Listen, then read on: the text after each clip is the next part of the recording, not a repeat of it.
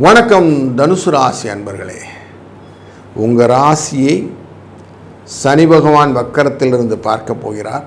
உங்கள் ராசிநாதன் நேரடி பார்வையாக பார்க்க போகிறார். அவருடன் சேர்ந்து சுக்கிர பகவானும் பார்க்கிறார்.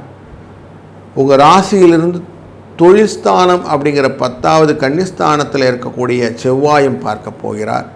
இப்படி பல முனையிலேருந்து உங்களை பார்வை ஏற்பட போகக்கூடிய சூழ்நிலையே உங்கள் ராசி இருக்க போகிறது.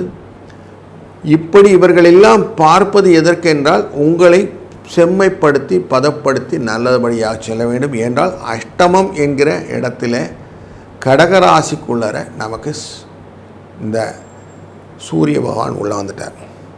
அப்போது உடல் அலைச்சல்கள் வருவதனாலே சோர்வு வருவதனாலும் மனதிலே தெம்பு குறைவதற்கும் வாய்ப்பு உண்டு.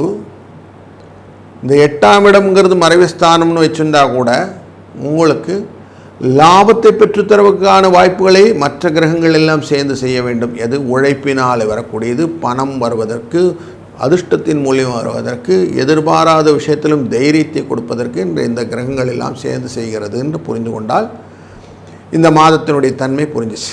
இப்படித்தான் நமக்கு இந்த மாதம் அமையப்போகுதுன்னு தெரிஞ்சிச்சு.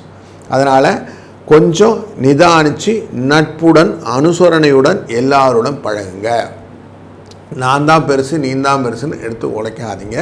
கிளியராக போங்க. அழகான பாதைகள் உங்களுக்காக வகுத்து வைத்திருக்கிறார்கள். பாதை வகுத்த பின்பு பயந்து என்ன லாபம் அப்படின்னு மனதில் வைத்துக்கொண்டு நீங்கள் வார்டு ப்ரொசீட் பண்ணுங்கள். எல்லாம் நல்லதே நடக்கும். வாழ்க வளத்துடன்.